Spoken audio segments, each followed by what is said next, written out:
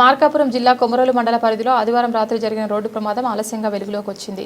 ఒక లారీ ఆటోను ఢీకొట్టి ఆగకుండా వెళ్లిపోవడంతో దానిని తప్పించబోయి మరో లారీ పొలాల్లోకి దూసుకెళ్లిన ఘటన చోటు చేసుకుంది. వివరాల్లోకి వెళ్తే పొరుమామిళ్ల నుంచి కొమరోలు బాడుగకు ఆటో డ్రైవర్ తన ఆటోలో వెళ్తుండగా ఆదివారం రాత్రి సుమారు 9:30 సమయంలో అల్లినగరం రాష్ట్ర ప్రధాన రహదారి మలుపు వద్దకు చేరుకున్నాడు. అదే సమయంలో కొమరోలు నుంచి పొరుమామిళ్ల వైపు వెళ్తున్న ఒక లారీ ఆటోను ఢీకొట్టి ఆగకుండా వేగంగా అక్కడి నుంచి వెళ్లిపోయింది. ఈ ప్రమాదంలో ఆటో బోల్తా పడగా ఆటో ముందు భాగం పూర్తిగా దెబ్బతింది. ఆటో డ్రైవర్కు చెవి దగ్గర స్వల్ప గాయాలైనట్లు సమాచారం. అదే సమయంలో ఆటో వెనుక నుంచి వస్తున్న మరో సిమెంట్ లారీ ఆటో మరియు లారీని తప్పించబోయే ప్రయత్నంలో రహదారి పక్కన ఉన్న పొలాల్లోకి తీసుకెళ్లింది. ఈ క్రమంలో వేప చెట్టును ఢీకొనగా చెట్టు నేలకూలింది. దాని ప్రభావంతో లారీ ముందు భాగం తీవ్రంగా దెబ్బతినడంతో పాటు లారీ కట్టలు విరిగి వాహనం అక్కడికక్కడే ఆగిపోయింది. అయితే ఈ ఘటనలో సిమెంట్ లారీ డ్రైవర్కు ఎలాంటి గాయం కాలేదని తెలిసింది.